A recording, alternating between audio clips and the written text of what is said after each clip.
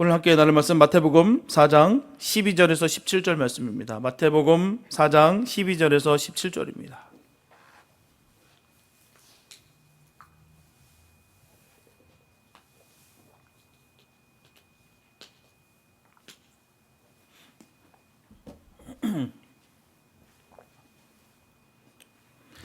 마태복음 4장 12절에서 17절 말씀입니다. 주님의 귀한 말씀 우리 한 목소리로 함께 합독하시겠습니다. 시작.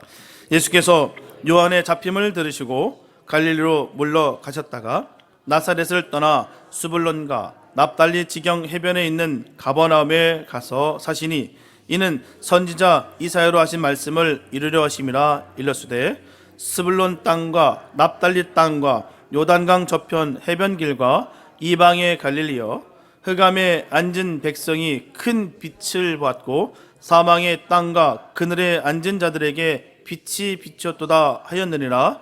이때부터 예수께서 비로소 전파하여 가라사대 회개하라 천국이 가까웠느니라 하시더라. 아멘. 미국의 작가이자 평론가였던 윌리엄 버클리가 이런 말을 했어요.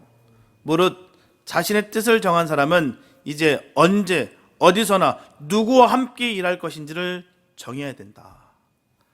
그의 말은 모든 사람에게 적용될 수 있는 말입니다.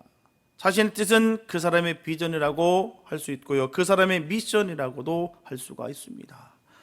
자신의 뜻이 정해졌다고 할지라도 언제 어디서 누구와 함께 그 뜻을 펼쳐가느냐 하는 것은 그 사람의 비전이나 미션 못지않게 너무나도 중요한 문제입니다. 누구와 함께 그 뜻을 펼치느냐. 그리고 윌리엄 버클리의 말은 예수님의 사역을 이해하는 데도 참 도움이 됩니다. 예수님은 광야에서 40일간의 그 금식 기도를 통해서 집중적으로 자신에게 맡겨진 사역을 생각했어요. 사단의 유혹이 있었습니다. 하나님의 아들로서 능력을 자기 자신의 유익을 위해서 사용하라고 하는 그 유혹이 있었습니다. 하나님의 아들로서 하나님 능력을 시험해보라고 하는 그 유혹이 있었어요. 그리고 사역의 본질을 흐려놓으려고 하는 사단의 유혹이 있었습니다. 예수님의 사역이 그렇듯이 그리스도인의 사역의 본질은 하나님께 영광을 돌리는 거예요.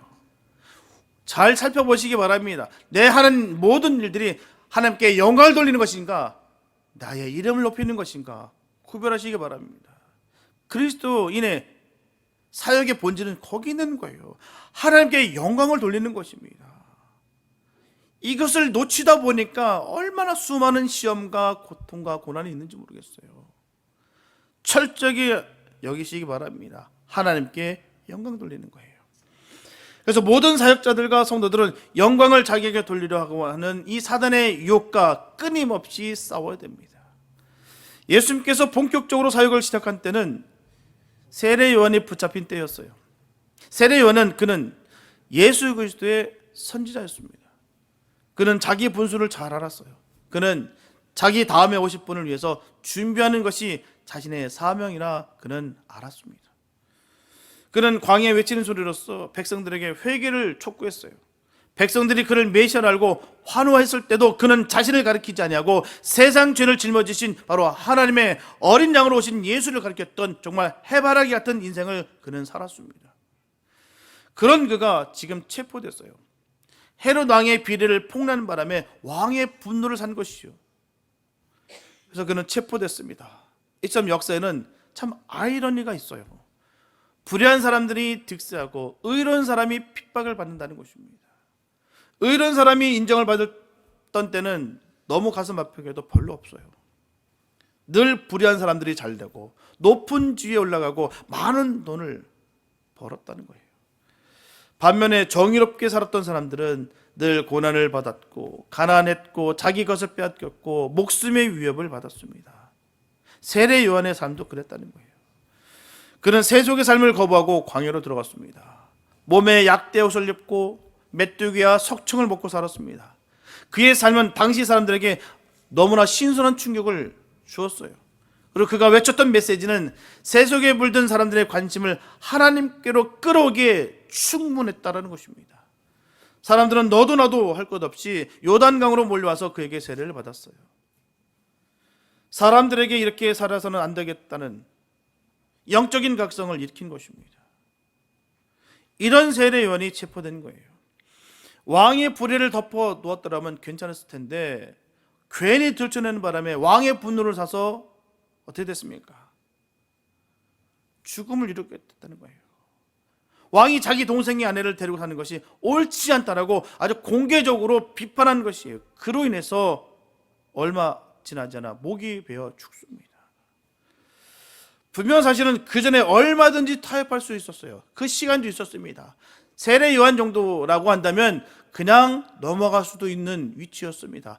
사람들로 하여금 많은 지지를 받고 있었고요. 영적인 수많은 또한 그 선봉에 서 있던 사람이었기 때문에 그가 눈 한번 질끈 감고 용서를 빌었다면 살 수도 있었을 것입니다. 그러나 그는 타협하지 않았어요. 세례 요한의 나이가 예수님보다 6개월 정도 빠르다고 하니까 그는 많아야 31살입니다. 젊은 나이예요. 제가 이제 지금의 나이를 살아보니까 31살이 이제는 젊구나라고 봅니다. 예전에 어릴 때는 30살만 되면 정말 너무너무 큰 어른 같고, 아니 하다못해 군인 아저씨만 봐도 그 아저씨들이 너무 어른 같았는데 군인 아저씨들이 지금 생각해 보니까 청년이에요. 어린아이들입니다. 지금 보면 신민들 아이들, 그냥 군대를 앞둔 우리 청년들 보면은 참 마음이 늘 무거워요. 아이고, 고사리 같은 손으로 무슨 총을 만지겠으며 무슨 나라를 지키겠다고. 아이고야, 참 어린 나이라고 생각이 듭니다. 근데 31살도 참 어린 나이예요. 굉장히 아쉽습니다. 세상에는 이런 사람이 필요해요. 세상에는 이런 사람들이 살아야 됩니다. 정의롭고 바른 소리를 하고 공의로운 삶을 사는 그런 사람들이 살아야 되는 것이죠. 31살의 나이로 죽는다면 너무나 아쉽습니다. 그것도 살다가 그냥 죽는 것도 아니에요. 바른 말 했다가 목이 잘려 죽은 거예요. 일생을 아프리카 복음 사역에 바쳤던 이 선교사 리빙스톤이 남긴 유명한 말이 있습니다. 사람이 자기 사명을 다할 때까지는 죽지 않는다. 사람이 자기 사명을 다할 때까지는 죽지 않는다. 그렇습니다.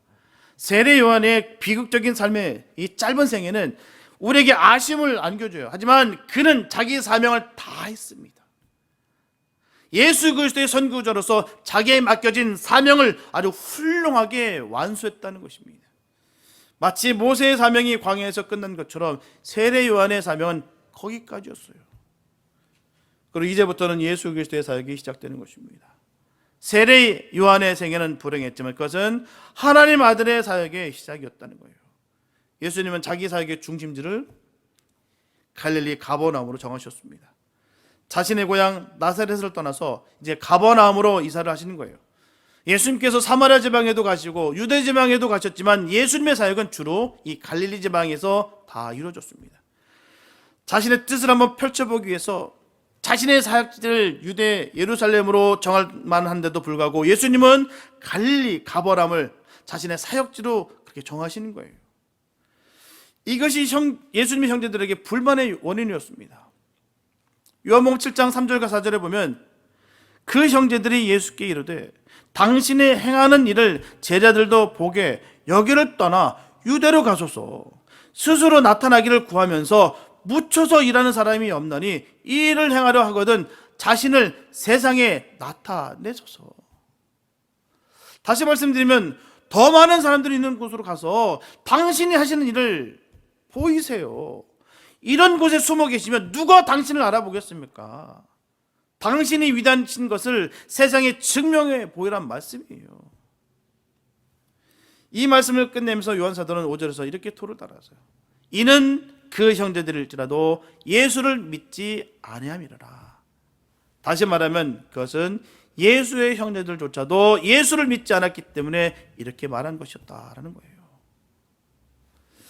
그렇다면 과연 예수님께서 이 갈릴리 가버나움을 자신의 사역지로 정한 그 이유가 뭘까요? 더 좋은 곳이 있었는데. 이스라엘의 지형은 왼편으로는 지중해 바다를 낀 남북으로 길쭉한 모양으로 하고 있습니다. 오른편으로는 위쪽으로 갈릴리 호수가 있고요. 그 호수에서 물이 내려와서 요단강이 흐르고 그 밑에 사해 바다가 있습니다. 이스라엘은 크게 세 지방으로 나눌 수가 있는데요. 위쪽이 갈릴리, 가운데가 사마리아, 그 밑이 유다입니다. 예수님의 사역이 갈릴리를 중심으로 일어났기 때문에 우리가 익숙한 지명들은 대부분 이 갈릴리 지역이에요. 가나, 산상설교를 하신 산이라든지 나사렛, 나인, 베세다, 갈릴리 바다, 그리고 오늘 말씀에 나오는 이 가버나움 등이 바로 모두 다 갈릴리 지방입니다. 오늘은 예수님께서 갈릴리 사역지를 정하신 그 이유와 목적을 우리가 살펴보면서 은혜의 말씀을 나눌까 합니다. 첫째, 갈릴리 지방에는 사람들이 많습니다. 갈릴리는 가로 40km, 세로 80km 정도 되는 작은 지방이에요. 하지만 인구 밀도가 높았어요. 땅이 비옥했다는 것입니다. 그래서 자연히 사람들이 많이 모여 살았습니다. 갈릴리에만 204개 마을이 있었고요. 마을마다 평균 5천 명이 살고 있었다고 합니다. 이렇게 예수님은 되도록 많은 사람들이 복음을 들을 수 있는 지역을 선택하시는 거예요. 마태복음 4장 19절에서 예수님께서 제자들을 부르시면서 하신 말씀이 나를 따라오너라 내가 너희로 사람을 낚는 어부가 되게 하리라 하셨어요. 마치 어부가 그물을 던지기 위해서 어떻습니까? 그냥 아무 데나 던집니까? 고기가 많은 곳을 찾는다는 것이죠. 그처럼 예수님께서도 사람들이 많은 지역을 선정하여 그물을 던진 거예요. 예전 샌프란시스코는 정말 캘리포니아주의 가버나움이라는 생각을 하게 됩니다. 예수님께서 가버나움을 선교의 중심지로 삼으신 것처럼 이곳이 선교지의 중심지였어요. 실리콘밸리와 세계적인 명소가 되는 이 샌프란시스코, 그리고 많은 이민자들과 유학생들이 유입됐습니다. 수려한 자연 경관과 잘 지어진 이 도시 계획으로 인해서 많은 사람들이 유입됐어요. 정말 여기에 너무나 많은 사람들이 있었습니다. 너무나 살기 좋고 좋은 대학도 많고 여러 가지 여건이 좋아서 해마다 유학생 수가 증가되고 있었습니다. 선교의 황금어장이었어요. 하지만 지금 어떻습니까? 팬데믹으로 많은 상황이 뒤바뀌어 버렸어요. 미국의 경기 불황으로 인해서 이민자가 끊기고 유학생들도 귀하게 됐습니다. 또한 줌으로 모든 것을 해결하게 됐기 때문에 이제는 비대면이 일상이 되어서 삶의 지각 변동이 일어나고 있습니다. 일주일에 한 번은 출근해야 된다는 것 때문에 직장을 옮기는 경우가 많아졌다는 거예요. 일주일에 한 번인데 그것도 싫은 거예요. 한 번 직장에 출근하는 것도 싫어요. 그냥 100% 그냥 집에서 줌으로 이렇게 일하기를 원한다는 거예요. 그래서 일주일에 한 번 출근하는 것 때문에 이직하는 경우가 그렇게 많다라고 합니다. 일주일에 한 번인데도요. 그 영향으로 교회 나와서 예배 드리고 활동하는 것에 대한 부담이 생겨서 예배가 사라지고 작은 교회는 심각할 정도로 타격을 받고 있습니다. 이제는 패러다임이 바뀌어야 될 때라는 것이죠. 비록 어렵고 어색하고 힘이 들겠지만 우리가 조금만 더 전략적으로 접근하면 많은 열매를 거둘 수가 있습니다. 이제는 우리 교회가 이런 비전을 가진 사람들을 모을 때입니다. 그리고 함께 전략을 세워야 되는 거예요. 그때가 됐습니다. 이제는 우리 교회가 가만 앉아서 선교를 하는 것이 아니라 나가서 사람을 낚는 사역을 할 때가 됐다는 거예요. 시대가 많이 변했습니다. 정말 한 번도 겪어보지 못한 일들이 겪게 됐다는 사실입니다. 조언을 구할 데가 없어요. 한 번도 경험해보지 않은 시대를 살고 있기 때문에, 뉴노멀이라는 시대를 살아가고 있기 때문입니다. 참 하나님의 지혜가 있어야 될 줄 믿습니다. 우리 교회에 하나님의 지혜를 마음껏 부어주셔서 더 좋은 일들이 많이 있게 되시기를 예수의 이름으로 축복합니다. 둘째, 살아 움직이지 않으면 발전은 없다는 거예요. 유대 역사가 요세푸스는 갈릴리 사람들에게 대해서 이렇게 썼어요. 그들은 언제나 혁신적인 것을 좋아하고 천성적으로 변화의 가능성을 가지고 있으며 선동을 매우 좋아했다라고 기록되어 있습니다. 갈릴리 사람들은 누가 선동하면 곧잘 움직인다는 거예요.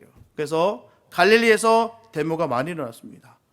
누가복음 13장 1절에 보게 되면 그때 마침 두어 사람이 와서 빌라도가 어떤 갈릴리 사람들의 피를 저희의 제물에 섞은 일로 예수께 고하니라고 말씀하고 있어요. 빌라도는 로마 총독인데요, 아마 갈릴리에서 일어난 폭동을 진압하고 이 주동자들을 처형한 것 같습니다. 그리고 사도행전 5장 36절과 37절에도 이런 말씀이 있어요. 이전에 드다가 일어나 스스로 자랑하며 사람이 약 400이나 따르더니 그가 죽임을 당하며 쫓던 사람이 다 흩어져 없어졌고, 그 후 호적할 때 갈릴리 유다가 일어나 백성을 꿰어 쫓게 하다가 그도 망한즉 쫓던 사람이 다 흩어졌느니라. 드다나 유다는 모두 갈릴리 사람들일 가능성이 많습니다. 문제는 갈릴리 사람들이 변화하기를 좋아한다는 거예요. 그리고 그들은 늘 새로운 사상을 원했습니다. 그러면 왜 갈릴리 사람들만 그렇게 변화되길 좋았을까요? 유독 다른 지역 빼고 왜 갈릴리 사람들이 그렇게 변화되길 원했을까요? 이 질문에 실마리가 되는 말씀이 오늘 본문 말씀 13절부터 15절 말씀이에요. 가버나움을 스불론과 납달리 지경 해변에 있는 가버나움이라고 했어요. 그리고 스불론 땅과 납달리 땅과 요단강 저편 해변길과 이방의 갈릴리라고 써 있습니다. 스불론과 납달리는 우리가 다 아시다시피 이스라엘의 12지파에 속한 지파 이름이에요. 다른 이방인의 지파 이름이 아닙니다. 12지파에 속한 스불론과 납달리입니다. 여호수아가 이 가나안 땅을 정복할 때 이 두 지파는 갈릴리 지방 북쪽을 분배받아 이곳에서 거주하게 됐다는 것이죠. 근데 이곳은 이방인의 땅과 접경을 이루는 곳입니다. 길만 넘으면 이방 땅이에요. 자연히 이 두 지파는 이스라엘의 변경으로 취급돼서 별로 주목을 받지 못했습니다. 변방 취급당한 거예요. 자연히 그 두 지파 사람들도 이스라엘의 주류 세력에서 제외가 됐습니다.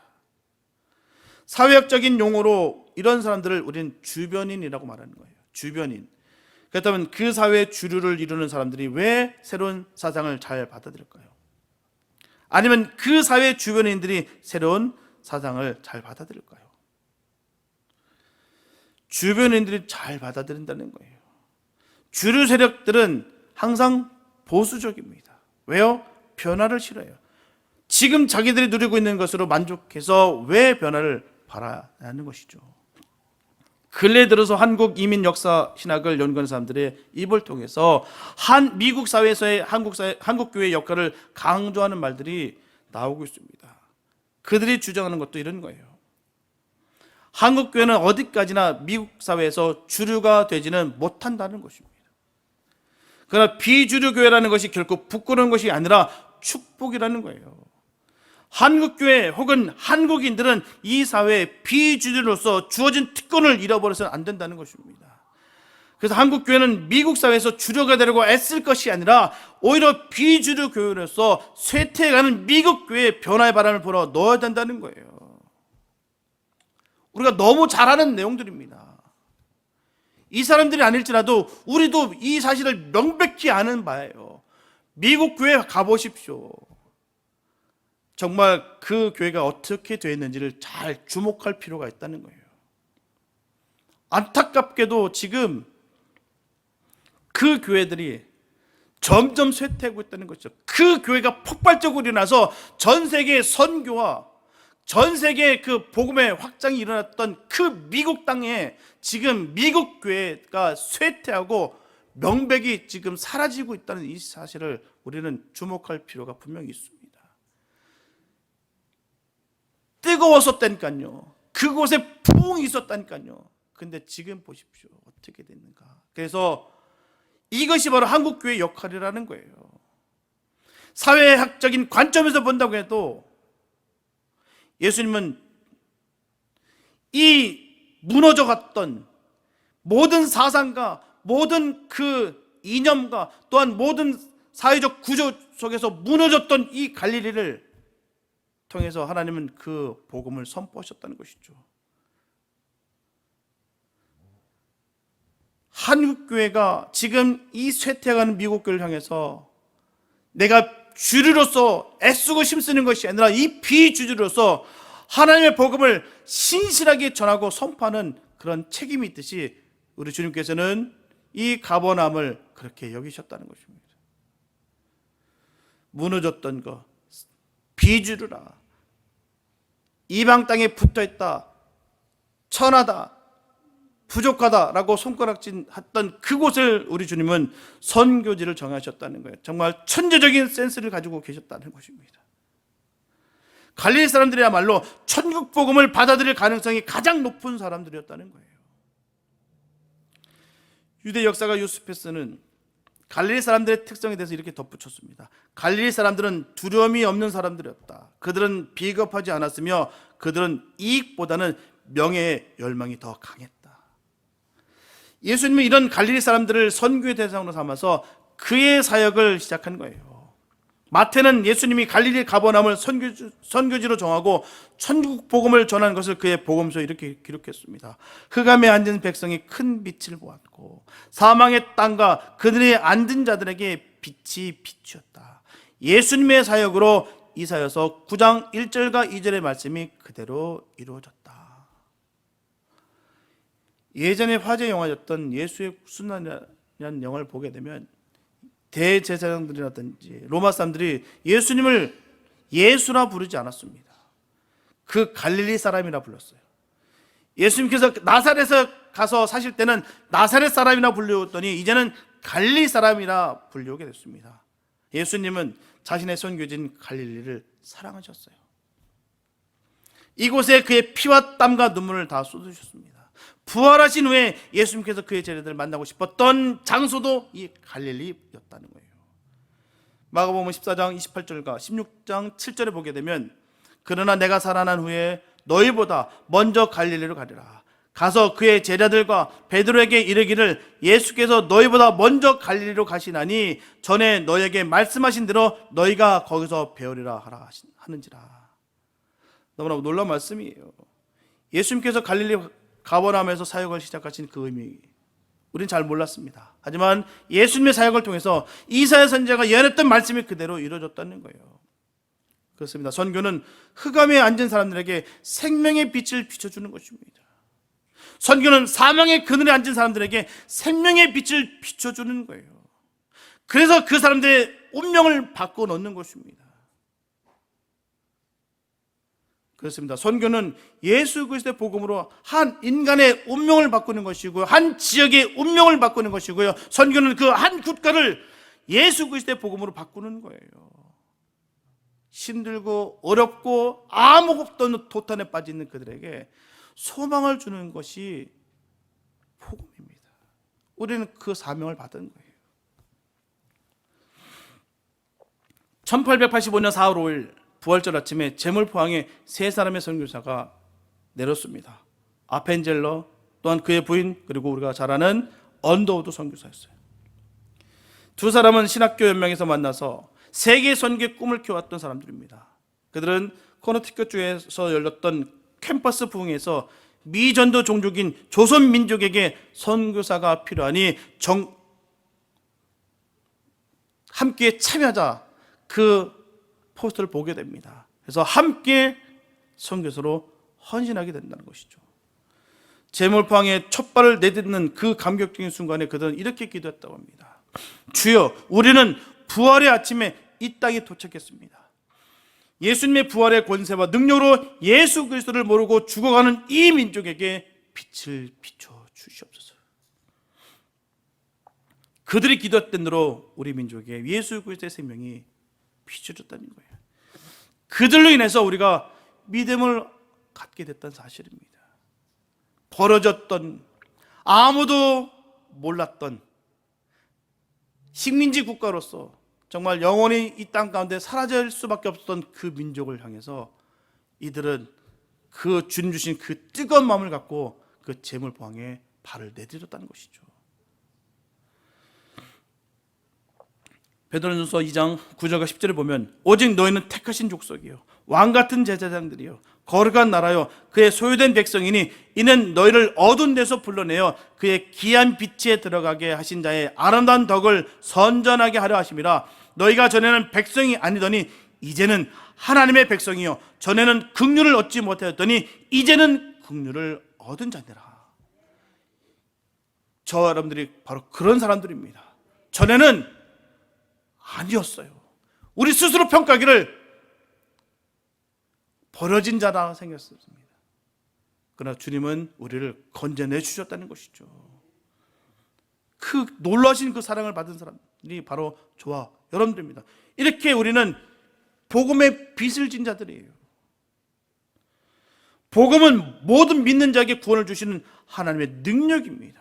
그래서 사도 바울은 복음을 부끄러워하지 않았다라고 전했어요. 그는 복음을 전파하는 그의 사명을 자랑스럽게 여겼습니다. 우리도 그렇게 될 줄 믿습니다. 복음 전하는 데서 부끄럽게 여기지 마시기 바랍니다. 그 복음 때문에 우리가 살았다니까요. 영원히 죽을 수밖에 없었던, 멸망 가운데 있었던 우리가 그 복음으로 말미암아 살았다는 거예요. 이 감격이 얼마나 기쁘고 감사한지요. 소망을 잃었다, 희망이 없다, 그 생각 버리시기 바랍니다. 그 생각, 그 마음을 품는 것 자체가 죄악된 거예요. 예수가 희망이고 예수가 소망인데 어디서 무엇을 찾으려 한다는 말입니까? 소망과 희망은 예수예요. 예수가 없는 곳에, 예수가 있지 않은 그곳은 희망과 소망이 없는 곳입니다. 그러나 예수가 있는 곳에 희망과 소망이 있는 거예요. 그분이 나를 건지셨고 우리를 건지셨다는 것입니다. 그렇기 때문에 우리는 왕 같은 제사장과 진짜 그 택하신 족속이라는 이 사실을 잊지 마시기 바랍니다. 엄청난 빚을 지고 살아가는 거예요. 그 놀라신 하나님의 그 사랑을 우리가 받고 살아가는 것입니다. 우리는 늘 주님 안에서 그 회복되고 주님이 날 건져주셨던 이 사실을 꼭 기억하시면서 확신과 그 믿음의 권위가 있길 바랍니다. 우리가 확신과 믿음의 권위가 없으니까 복음을 부끄럽게 여기는 거예요. 내가 주님으로 말미암아 살았다는 이 사실에 정확한 근거를 갖고 살아간다면 저 죽어가는 영혼을 바라보면서 우리가 가만히 있을 수가 없다는 거예요. 내 몸에 반응하고 내 마음에 반응합니다. 예수님께서도 그렇게 그 확신과 권위로서 그 하나님의 아들로서 말씀을 선포하셨다니까요. 천국이 갖고 왔다, 회개하라. 그 죽어가는 땅덩어리, 그 갈릴리 아무도 인정해 주지 않는 벌어진 그 땅을 향해서 하나님께서 전하시기를 회개하라, 천국이 갖고 왔느니라. 우리도 이런 권위와 이런 확신이 있길 바랍니다. 예수님 갈릴리 온 땅을 두루 다니시면서 천국 복음을 선포하셨어요. 여러분 회개하세요. 여러분의 삶을 돌이켜 하나님께로 돌아가십시오. 지금 눈을 들어 하나님을 바라보십시오. 하나님의 나라가 가까이 왔습니다. 회개하고 돌이키는 사람은 하나님 나라에 들어갈 수 있습니다. 주님의 선포는 간단 명료했지만 그 파워풀합니다. 우리도 이런 예수님의 목소리에 이 긴박성이 있던 것처럼 우리도 있게 되시기 바랍니다. 그냥 살아가는 것이 아니에요. 하나님의 은혜로 살아가는 것입니다. 하나님의 능력으로 우리가 고침을 받았고 주님의 능력으로 말미암아 죽었던 우리가 예수의 은혜로 살았다는 것입니다. 그런 능력과 확신이 우리에게 있길 바랍니다. 한 영혼이라도 건지는 역사가 우리 삶 가운데 있길 바랍니다. 사랑하는 성도 여러분, 찰스 스펄전 목사는 이런 말을 했어요. 하나님의 구원의 손길을 거절하고 부인하는 것은 물에 빠진 자가 구명대를 던져버리는 것이요, 독약을 먹은 자가 해독제를 거머는 것이요, 또한 상처를 입은 자가 그 상처를 더욱 악화시키는 것 같다. 얼마나 어리석은가. 그의 영혼을 구원할 구속자를 멀리하는 자보다 더 어리석은 자는 세상에 없을 것이다. 하나님께서 주님께 맡겨주신 사명이 하나님의 경륜과 지혜에 따라 착착 진행되고 있습니다. 그러나 그 과정은 놀라운 영광과 환희로 나타날 때도 있고요, 성령의 큰 은혜와 능력으로 나타날 때도 있으나 때로는 많은 희생과 수고와 고난과 갈등과 고통으로 나타나기도 한다는 거예요. 어찌 보면요, 주님의 일을 한다는 것은 상처받기 위해서 하는 것입니다. 왜 일하는데 자꾸 힘들까? 왜 나에게 상처 주느냐? 그런 생각 버리시기 바랍니다. 주님의 일이 상처받는 일이에요. 일 안 하고 싶어서 다 떠나는 거고 일 안 하고 싶어서 게으르는 거예요. 상처받기 싫어서. 그런데 엄밀히 따져보면요, 엄밀히 그 정의를 내려보면 주님의 일은 상처받는 것입니다. 왜요? 우리 주님이 우리를 위해서 상처받으셨기 때문에. 그 일을 통해서 주님의 마음을 알아가는 거예요. 주님이 얼마나 아프셨을까, 얼마나 고통스러우셨을까, 얼마나 우리를 위해서 피눈물을 흘리셨을까를 깨닫게 되는 것이 주님의 일입니다. 꽃길 걷는 거 아니에요. 꽃길 걷고 싶으면 넓은 길입니다. 좁은 길은 꽃길이 아니에요. 이리저리 부딪혀야 되고요, 이리저리 부서져고 깨져야 되는 길이 좁은 길입니다. 우리 주님께서 걸으셨던 그 길이 그런 길이에요. 하나님의 일을 맡아 감당하는 사람은 무슨 일이든지 자기가 잘 돼야만 하나님 사업도 잘 된다고 생각해서는 안 됩니다. 우리가 잘못되든지 잘 되든지 오직 복음이 전파되고 하나님의 뜻이 이루어지기만 하면 그것을 즐거워하고 기뻐할 수 있어야 되는 거예요. 이게 참된 주님의 길을 걷는 사명자의 길입니다. 주님의 복음이 선포되길 간절히 소망하는 거. 내가 잘 되든 잘 되지 않는 그게 중요치 않고 어찌되든 주님의 복음이 선포되는구나, 하나님의 이름이 지금도 높아지는구나, 그걸로 기뻐할 수 있는 믿음의 사람들 되시기 바랍니다. 이게 진정 주님의 길을 걷는 사람들이에요. 그러면 우리가 주일을 할 때 단순히 열심만으로는 주님을 결코 기쁘게 할 수 없습니다. 그보다 우선적인 것이 있는데 그것은 곧 하나님의 뜻을 깨닫는 것이요, 그 때를 발견하는 것이다라는 거예요. 아일랜드 유명한 선교사 패트릭은 하나님의 교훈이 나를 인도하시고 그의 능력이 나를 붙드시며 그의 지혜가 나를 가르치는도다라는 말을 표로 삼고 늘 겸손한 생활로 주의 뜻에 순종하는 생활을 했습니다. 그래서 그는 360개의 교회를 세웠고요, 많은 이적을 일으켰으나 그의 저서에는 자기가 한 이적은 단 하나도 기록되지 않았어요. 그리고 모든 영광을 하나님께만 돌렸다는 거예요. 여러분들, 장차 하나님 나라에서 무엇을 내보이시겠습니까? 재산일까요? 하나님, 내가 정말 열심히 재산을 모아놨습니다. 세상 만물의 주인이신 하나님을 재산으로 감동시킨다는 것은 어려울 것입니다. 그 세상에 그 어떤 부자일지라도 하나님 앞에는 결코 자랑될 것이 없어요. 그렇다면 지식을 보여드릴까요? 모든 지혜의 근본이신 하나님 앞에서 우리 지혜는 아무런 빛을 발하지 못합니다. 권력과 명예일까요? 만유에 계셔서 만유를 다스리는 그분 앞에서 권력과 명예는 아무런 소용이 없습니다. 그렇다면 무엇을 드릴 수 있을까요? 그것은 바로 영혼 구원입니다. 하나님은 우리가 거기에 집중할 때 크게 기뻐하신다는 거예요. 왜냐하면 사람을 구원하는 것이 하나님의 목적이기 때문입니다. 한 영혼일지라도 하나님께서는 멸망당하지 않기 위해서 그 아들을 아끼지 아니하시고 보내주셨다는 거예요. 가장 기뻐하는 일은 영혼 구원입니다. 다른 것도 아니에요. 주의 일 여러 가지 있습니다. 그 영혼 구원입니다. 여러분들 주위에 아직도 주님을 모르는 한 사람 한 사람을 소중히 여기시기 바랍니다. 최선을 다해 그분들을 인도하시기 바랍니다. 그래서 올 한 해 반드시 2사람 이상 여러분들의 이름으로 전도하시길 기원합니다. 다른 거 아니에요. 누구 위해서 아닙니다. 주님을 위해서 하는 거. 주님을 위해서. 주님의 일이라는 것은요, 주님을 기쁘시게 해서 하는 것입니다. 누구를 기쁘게 해서, 누구의 이름을 높이기 위해서 하는 거 아니에요. 주님이 기뻐하시는 거 하는 거예요. 성령 받음으로, 성령의 능력으로 그 일을 감당하는 것입니다. 예전에도 한번 말씀드렸지만 성령 받은 사람들은요, 안심이 됩니다. 왜요? 성령의 일을 하기 때문에 성령이 역사하실 것이고요, 또 그 일이 잘 되든 못되든 나와 상관없고 주님의 일이기 때문에 걱정이 없어요. 또한 그 성령 받은 사람들도 마찬가지라는 것입니다. 그러나 성령 받지 않고 내심으로 하는 사람들에게는 늘 불안합니다. 저걸로 인해서 또 넘어지는 것이 아닌가, 또 저걸로 인해서 또 쓰러지는 것은 아닌가. 성령 받으시고 성령이 기뻐하는 그 일들을 꼭 이루시길 바랍니다. 주님이 가장 기뻐하는 일들이 가장 무엇인가를 생각하면서 살아가는 우리가 됐으면 좋겠습니다. 영혼군이에요. 영혼을 건지는 그 일입니다. 올 한 해 이 목표를 위해서 우리 모두 다 진리로 무장하고 믿음으로 승리하는 복 있는 성도 되시기를 예수님의 이름으로 축원합니다. 기도합니다.